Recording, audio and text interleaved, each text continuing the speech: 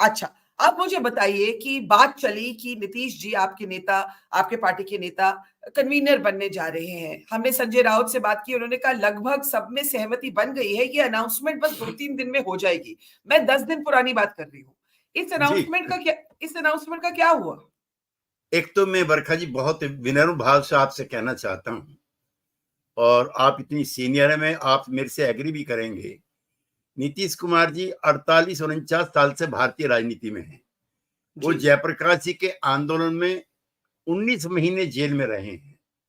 अटल बिहारी वाजपेयी के मंत्रिमंडल में सारे बड़े विभाग, कृषि क्या, उन्होंने सरफेस ट्रांसपोर्ट क्या, ये सब विभाग उन्होंने संभाले हैं। उनके बड़े लाडले भी थे, और 17 साल से मुख्यमंत्री हैं। एक भी करप्शन का केस, एक भी किसी को फेवर देने का केस, एक भी भ्रष्टाचार का आरोप, एक भी जातिवाद का आरोप है, उन पर नहीं लगा है। और जो 2-3 देश में बड़े नेता हैं, बढ़िया नेता है, इज वन ऑफ देम। तो पहले तो मीटिंग हम ही ने बुलाई थी, कन्वीनर तो हम अपने आप ही हो गए, हम इसके प्रोड्यूसर भी हो गए।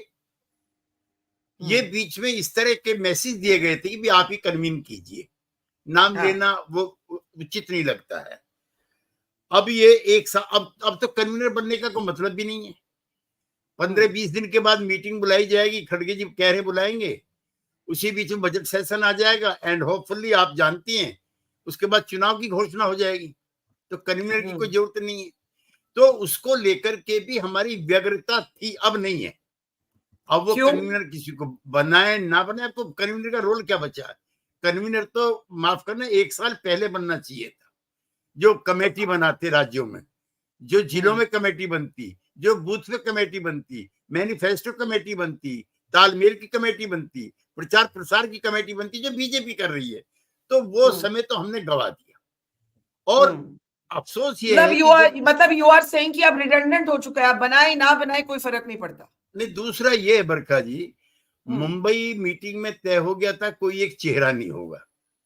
जी, ममता दीदी आती हैं दिल्ली में, केजरीवाल जी से मिलती हैं, जी, वहां जितने सीनियर जर्नलिस्ट है दिल्ली के सब इकट्ठे होते हैं, जिनके जी, सामने ममता दीदी कहती हैं जी। कि कोई चेहरा नहीं होगा, if you remember. I was there at that meeting. मैं ममता जी से अच्छा, मिलने गई थी और हाँ मतलब जी, मैं उस मीटिंग में मैं मौजूद थी। उस हाँ जी। समय ममता जी ने कहा खरगे विल बी गुड, लेकिन अभी कोई फैसला नहीं है। फिर उन्होंने बाद में उनको डिक्लेयर कर दिया। अब मीटिंग इस बात को मीटिंग लेके के अंदर, शायद नहीं, नहीं, मीटिंग के अंदर, और हमारी बगैर मीटिंग किसी नहीं। से, हुँ, नहीं, मीटिंग जो अंदर हुई है, जी, उस मीटिंग में अंदर उन्होंने घोषित किया, बगैर किसी से सलाह मशवरा किए। जी। और मैं तारीफ करना चाहता हूं खड़गे जी की, उन्होंने बहुत विनम्रता के साथ उसको मना भी कर दिया। तो ये जो इंटरिंग्स और मैनिपुलेशन है ना, ये इस तरह की पॉलिटिक्स में, जब बड़े कॉज के लिए आप हो, जब संविधान बचाने के लिए हो, जब मर्यादाएं बचाने के लिए हो, जब सब चीज स्टेक पे लग गई हो, आपके सर्वाइवल स्टेक पर लग गए हों, कंट्री के सर्वाइवल स्टेक पर लग गए हों, तब ऐसे थर्ड रेट के मैनिपुलेशन, माफ करना गलत शब्द इस्तेमाल कर रहा हूं, तब नहीं करने चाहिए। तो आप कह रहे हैं, आप बहुत ज़रूरी बात कह रहे हैं। आप कह रहे हैं कि ममता जी ने खरगे जी का नाम रखा एज़ पीएम कंटेंडर किसी को बिना कंसल्ट किए और हाँ, खरगे जी ने मना कर दिया। हाँ, मना कर दिया। जब ममता मैंने जी ने कहा, जब ममता जी ने ये नाम प्रपोज किया तो आपको बुरा क्यों लगा?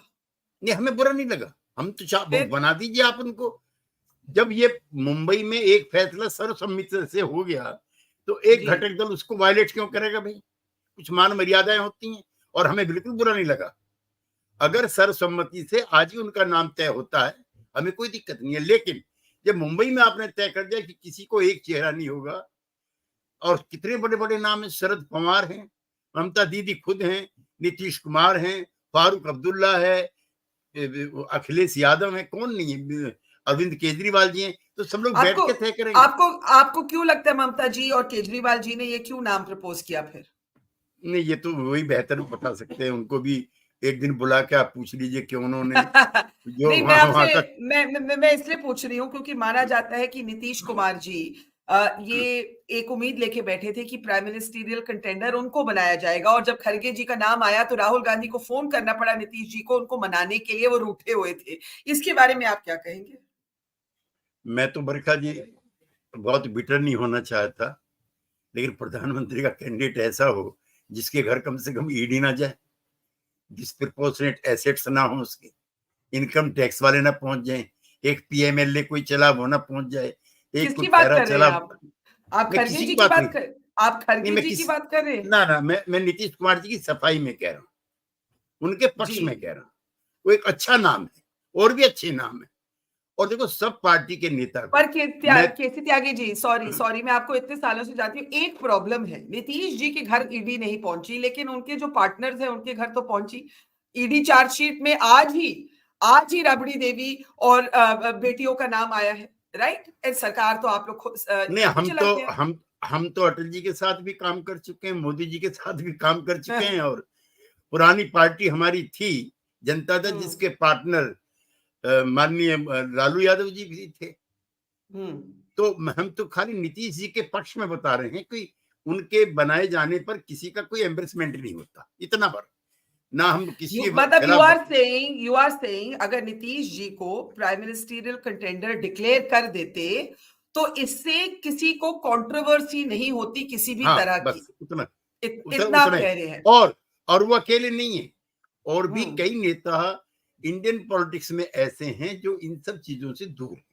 और मैं किसी को एक्यूज भी नहीं कर रहा हूं, माफ करना। जो मेरे घटक दल हैं इंडिया के, मेरा किसी की तरफ इशारा भी नहीं है।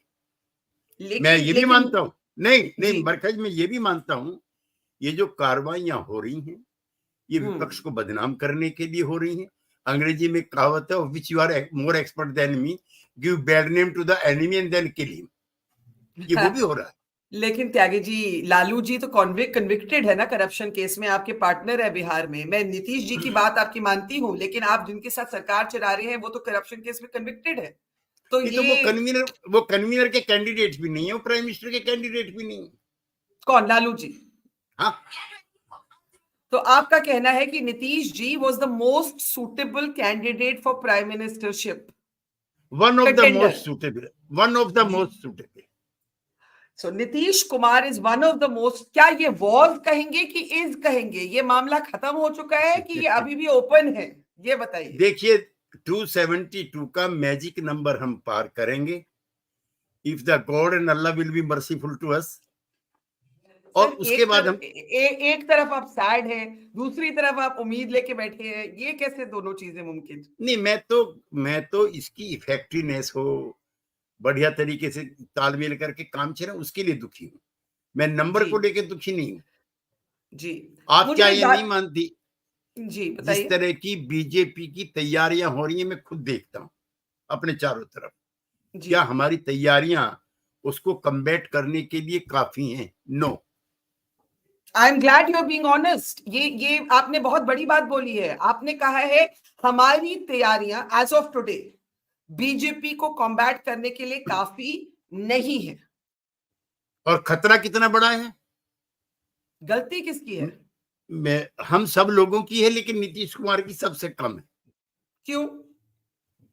हम पहले दिन से ही लगातार मिल मिल करके, घर घर जा करके, एक एक नेता के दरवाजे खटखटा करके इस खतरे को बता रहे हैं। संविधान में जितनी चीजें लिखी हैं बरखा जी, इक्वलिटी लिखी है, आइडियल एक्सप्रेशन लिखा है, आपकी प्रेस की आजादी लिखी है। मैं भी 19 महीने जेल में रहा हूं आपकी आजादी के लिए, अपनी भी और प्रेस की भी। तो हमारा कहना है कि इस बार जो थ्रेट है, वो जैसे 77 में हम जब जेल से निकल करके आए थे, तो कई बार तो ये प्रचार हो जाता था कि हम लोग मर ही जाएंगे जेल में। जब आए थे तो वो भी इसकी आजादी बचाने की लड़ाई थी, लेकिन उससे बड़ी लड़ाई ये है, जी। क्योंकि कम से लेकिन कम मुझे कमरल पोलराइजेशन उस समय नहीं था। मुझे एक बात बताइए। आपने कहा कि जो आज आपकी तैयारी होनी चाहिए वो नहीं है। आपने पहले कहा कि कांग्रेस काफी महीने तक भूल ही गई इंडिया अलायंस को। अब कमिटी कमिटी अप्रोच लिया उन्होंने। एक इतना बड़ा चुनाव हो रहा है और कमिटी अप्रोच लिया और वो कमिटी मिलती नहीं है। क्या ये बात सच है लेकिन कि राहुल गांधी ने नीतीश जी को फोन करके बोला, जैसे कि मीडिया में थोड़ी उड़ती उड़ती खबर आई कि भाई आप नाराज मत होइए, अभी खरगे जी पे कोई फैसला नहीं है, और नीतीश जी काफी रूठे हुए थे कि खरगे जी का नाम आया as a prime ministerial contender? कोई लीड उठा हुआ है? देखिए, दिल्ली की प्रेस जो है, आप तो इतनी प्रोमिनेंट जर्नलिस्ट रही हैं, जी। दिल्ली की प्रेस की किसी बात पर अगर आप एतबार करती हो, भी सॉरी टू से बरखा जी। तभी तो पूछ रही हूँ आपसे, आप बता दीजिए ना। हाँ, मैं तो कुलदीप नैयर, जॉर्ज जी, वर्गीज, उनके जमाने से मैं राजनीति में हूं। मैं जी, इनके कहने का, लिखने का, और जो आजादी की लड़ाई के लिए जेल भी चले हुँ, गए थे कुलदीप नैयर, मैं तो उस हुँ, परंपरा का हूं, जेपी के जी। मोमेंट में रहा हूं। छोड़े खैर उन बातों को, मैं आपसे ये कहना चाहता हूं, नीतीश कुमार जी कोई नाराजगी नहीं थी, लेकिन क्या एक स्थापित चीज तय हो जाने के बाद किसी को ऑल ऑफ ए सडन उनका नाम क्यों रखना चाहिए था? उनके नाम पे किसी को ऐतराज नहीं है। काश तो ये नाम सर आप समझ के कह रहे रखा हैं जाता। आप कह रहे हैं कि खरगे जी के नाम पे एतराज नहीं, लेकिन प्रिंसिपल जब ये एग्रीमेंट हो चुकी थी कि किसी का नाम नहीं रखा जाएगा, तो ममता जी, केजरीवाल जी ने ये क्यों नाम आगे रखा? इससे नंबर अब वन। क्या?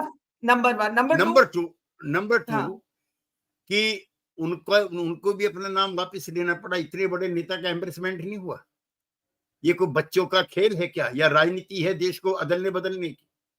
इतने हल्के फुल्के तरीके से इतने बड़े सवालों पर क्या इस तरह से चर्चा होनी चाहिए?